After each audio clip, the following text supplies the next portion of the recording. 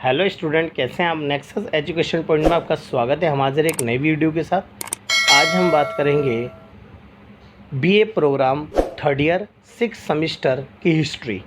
Topic है वैश्वीकरण से क्या क्या अभिप्राय, इस साम्राज्यवाद से क्या संबंध है, इसका साम्राज्यवाद से क्या संबंध है, अथवा में आप इस मत से कहाँ तक सहमत हैं कि वैश्वीकरण साम्राज्यवाद का विस्तार है। फिर एक और अथवा में है वैश्वीकरण किसे कहते हैं, इसके प्रभाव बताइए। तो बच्चों, ये टॉपिक जो है इसके अंतर्गत वैश्वीकरण साम्राज्यवाद का विस्तार है या साम्राज्यवाद का चरम बिंदु है, इसको स्पष्ट कीजिए। चलिए देखते हैं कि वैश्वीकरण ने पूरे विश्व में साम्राज्यवाद को बढ़ावा दिया। तो देखते हैं, वैश्वीकरण से हमारा अभिप्राय उन वस्तुओं, सेवाओं, पूंजी और विचारों से है जो एक राष्ट्र से दूसरे राष्ट्र में बिना रोक टोक के आदान प्रदान करते हैं। इसे ही वैश्वीकरण कहते हैं। इसके अंतर्गत आपसी व्यापार और आयात निर्यात को बढ़ावा दिया जाता है। कुछ विद्वानों ने राज्य के आपसी जुड़ाव को एक दूसरे की निर्भरता को वैश्वीकरण किया। तो बच्चों, वैश्वीकरण अगर हम बात करें तो वैश्वीकरण जो है वो एक नई आर्थिक नीति का रूप है। आज औद्योगिकरण के दौर में यानी वैश्वीकरण के दौर में वैश्वीकरण की नीति को बढ़ावा दिया। आज विश्व सोवियत संघ के विघटन के बाद चाहे वो विकासशील देश हो या विकसित देश, सभी में वैश्वीकरण की नीति को अपनाया गया है। और वैश्वीकरण से हमारा अभिप्राय यह है कि जब कोई देश अन्य देशों से बिना रोक टोक के जब वस्तु और पूंजी का आदान प्रदान करता है तो इसे हम वैश्वीकरण कहते हैं। जब वैश्वीकरण में एक देश दूसरे देशों में जब व्यापार को बढ़ावा देगा तो डेफिनेटली दूसरा देश भी हमारे देश में आकर व्यापार को बढ़ावा देगा। इससे विश्व के सारे देश जो हैं एक दूसरे के निकट आए और एक दूसरे की आवश्यकताओं को देशों ने पूरा किया। और ये एक दूसरे की आवश्यकताओं का पूरा होने का सबसे बड़ा श्रेय वैश्वीकरण की नीति को जाता है, जिसे हम भूमंडलीकरण की नीति भी कहते हैं। इससे ये सभी देश एक दूसरे से जुड़े हैं और सभी देश एक दूसरे के प्रति निर्भर भी हुए हैं। इस प्रकार वैश्वीकरण अपने प्रवाह क्रम में अपना स्वरूप बदलता रहा है। इतिहास की प्रत्येक घटना से वैश्वीकरण का परिष्कृत रूप सामने आता रहा है। 18वीं 19वीं शताब्दी का वैश्वीकरण आज के वैश्वीकरण से कई प्रकार से मिलता जुलता है। द्वितीय विश्व युद्ध के बाद वैश्वीकरण की प्रक्रिया ने विश्व के सभी देशों में अपने प्रभाव को बढ़ाना आरंभ किया, क्योंकि वैश्वीकरण से एक देश विश्व के सारे देशों में बिना रोक टोक के व्यापार को बढ़ावा दे सकता है। इससे एक देश की जो स्थिति में सुधार आता है। जैसे कि सबसे बड़ा एग्जाम्पल, अगर अमेरिका ने भारत ने बाहर की कंपनियों को अपने घर में निमंत्रण दिया है तो इसका मतलब ये नहीं है कि वो अमेरिका को देगा। अगर हमने अपने देशों में सभी देशों को निमंत्रण दिया है तो सभी देश हमारे यहाँ पर आकर व्यापार करेंगे। अब एक वस्तु एग्जाम्पल की नहीं, जैसे कि कोलगेट वाली कंपनियाँ, पहले हमारे यहाँ पर डाबर लाल दंत मंजन बनता था तो हर व्यक्ति को वो सही करना होता था कि उसके विकल्प में दूसरा मंजन था ही नहीं। तो जब वैश्वीकरण दौर आया तो हमने बाहर की कंपनी को अपने देश में आने की अनुमति दी, जिसके कारण अब कोलगेट के क्षेत्र में बहुत सारी कंपनियां अपनी अपनी जो टेक्नोलॉजी के साथ वह यहाँ पर आकर प्रोडक्ट को बेचने लगी। अब इससे मनुष्य के यानी जो देश के नागरिक हैं उनके सामने यानी एक कोलगेट के लिए अब 10-15 विकल्प आ गए। अब जो कोलगेट हमें जो सस्ता मिलेगा, कुशल मिलेगा, अच्छा मिलेगा, हम उसे खरीदेंगे। तो इससे क्या होता है, मनुष्य के सामने यानी देश के नागरिक के सामने एक वस्तु के अनेक विकल्प मिल जाते हैं और अनेक विकल्पों में हम तोल भाव करके हम उस वस्तु को प्राप्त कर सकते हैं। तो इससे सभी देशों में अपने प्रभाव को उन्होंने बढ़ाया। अर्थव्यवस्था में आया खुलापन, आपसी जुड़ाव और परस्पर निर्भरता के फैलाव को वैश्वीकरण कहा गया। अतः वैश्वीकरण के आयाम निम्नलिखित हैं। जैसे कि वैश्वीकरण के विचार और सांस्कृतिक आदान प्रदान होता है। जब एक देश विश्व के सारे देश एक दूसरे के देश में व्यापार करेंगे तो उनके विचार और संस्कृति भी एक दूसरे देशों में जाएंगे। विभिन्न देशों के बीच वस्तुओं का स्वतंत्र आदान प्रदान होता है। तीसरा है, एक राष्ट्र से दूसरे राष्ट्र में पूंजी प्रभाव व पूंजी निवेश को बढ़ावा मिलता है। नेस्टे राष्ट्रों के बीच सेवाओं तथा व्यक्तियों का स्वतंत्र आदान प्रदान होता है। तो ये हमने पढ़े वैश्वीकरण के आयाम के बारे में। अब बात करेंगे वैश्वीकरण से साम्राज्यवाद का विस्तार, यानी वैश्वीकरण आने से साम्राज्यवाद की जो विस्तार है वो किस तरह से हुआ विश्व में। चलिए पहले बात करते हैं आर्थिक वैश्वीकरण यानी आर्थिक साम्राज्यवाद। तो वैश्वीकरण के साम्राज्यवाद का पहला बिंदु है आर्थिक वैश्वीकरण कैसे बढ़ा। वैश्वीकरण को हम भूमंडलीकरण भी कहते हैं बच्चों। आर्थिक शक्ति के बढ़ते महत्व ने आर्थिक साम्राज्यवाद की प्रक्रिया को प्रोत्साहित किया। आर्थिक उदारीकरण, मुक्त बाजार, मुक्त व्यापार निवेश प्रवाह, खुली प्रतियोगिता और उद्योग व सेवाओं का निजीकरण, WTO, IMF, वर्ल्ड बैंक आदि जैसी अंतर्राष्ट्रीय व्यापार एवं वित्त संस्थाओं ने राष्ट्रों की घरेलू आर्थिक नीतियों का भूमंडलीकरण की दिशा में मोड़ के लिए हर संभव प्रयास किया। तो यहाँ पर ये बात कर दें, आर्थिक वैश्वीकरण के कारण विश्व के सारे देशों ने हर देशों में व्यापार को बढ़ावा दिया। वैश्वीकरण, WTO, IMF और वर्ल्ड जैसे देशों ने इन्हें बड़ी बड़ी कंपनियों को लोन प्रोवाइड करा, जिसके कारण वो ऋण लेकर प्रत्येक देशों में अपने उद्योग स्थापित कर सके और व्यापार को बढ़ा सके। इन वित्तीय संस्थाओं ने राष्ट्रों की घरेलू आर्थिक नीतियों को भी प्रभावित किया और इनके आधार से जो बड़ी बड़ी कंपनियां हैं वो हर देश में जाकर अपने व्यापार को बढ़ावा दे सकी, जिसके कारण इन आर्थिक वैश्वीकरण के कारण पूरे विश्व में अप्रत्यक्ष साम्राज्यवाद को बढ़ावा मिला।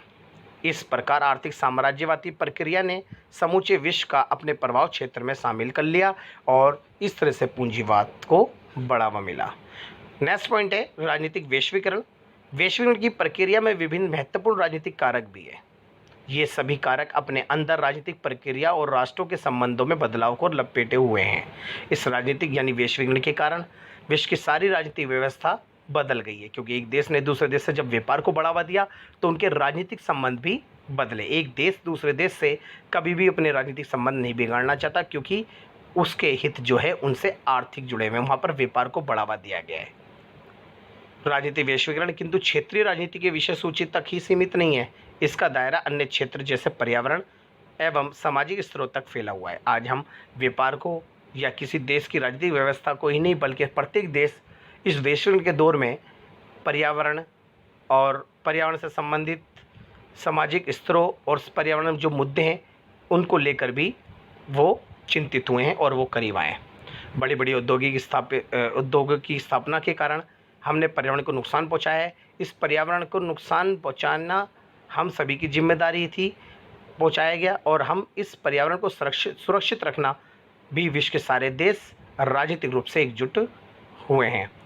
जैसे वैश्वीकरण समस्याओं की जटिलता यानी वैश्वीकरण ने बहुत सारी समस्याएं पैदा की है और वो पैदा की हैं, जैसे प्रदूषण, दवाइयाँ, मानवाधिकार, आतंकवाद और अन्य विषय। छोटे व बड़े स्तरों पर भूमंडलीकरण राजनीति की एक ज़रूरतों को आकर्षित करता है।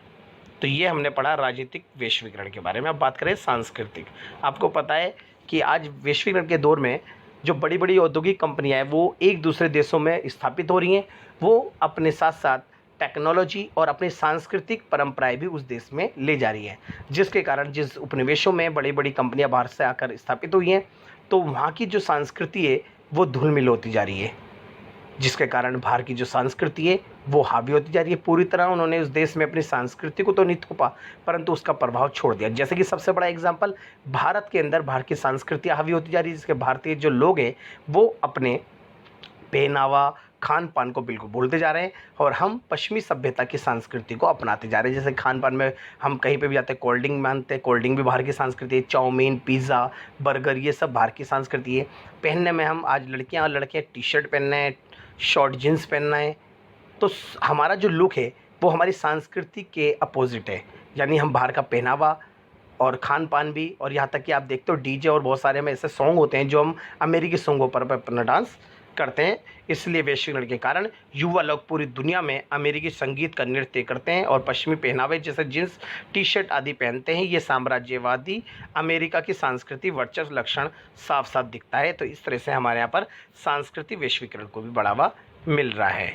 नेक्स्ट है प्रौद्योगिकी वैश्वीकरण। आज आपको पता ही है वर्तमान में औद्योगिकरण के कारण प्रत्येक देश जो है संचार क्रांति से जुड़ गए हैं। टेलीफोन, टेलीग्राम और माइक्रोफोन आदि के नवीनतम आविष्कारों के परिणाम स्वरूप विचार पूंजी और वस्तु और लोगों की आवाजाही में आसानी हुई है। आज हमारे को किसी भी देश की अगर एक देश ने दूसरे देश में अगर कंपनी स्थापित की है तो वो बाहर के देशों के नागरिक और मजदूरों को भी अपने देश में बुला सकता है। हम आसानी से इस प्रौद्योगिकी की तकनीक के कारण हम विश्व के सारे देशों से आसानी से जुड़े हैं, जिसके कारण हम मिनटों में हवाई जहाज़ों के माध्यम से बाहर पहुंच जाते हैं। बाहर के देशों से हम कांटेक्ट करने के लिए हम अपने फ़ोन, टेलीफोन, ईमेल या इंटरनेट का इस्तेमाल करते हैं।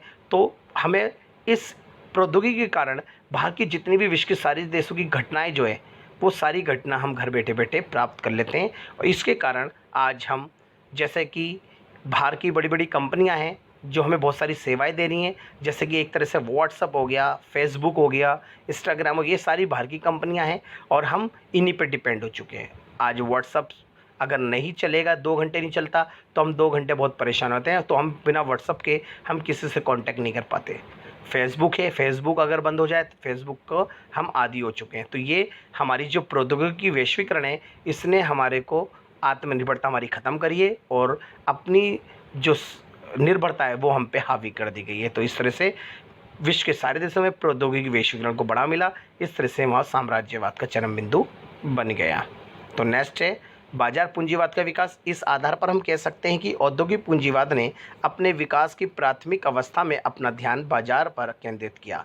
अब बाजार स्थानीय स्तर से ऊपर उठकर राष्ट्रीय बाजार बना तथा राष्ट्रीय बाजार से अंतर्राष्ट्रीय बाजार का उदय हो गया। इस तरह से ये छोटे लेवल से लेकर वैश्वीकरण विश्व के सारे देशों में अंतर्राष्ट्रीय लेवल पर घूमता चला गया। लेकिन पूंजीवाद ने राष्ट्रीय संस्कृति को अधिक प्रभावित किया।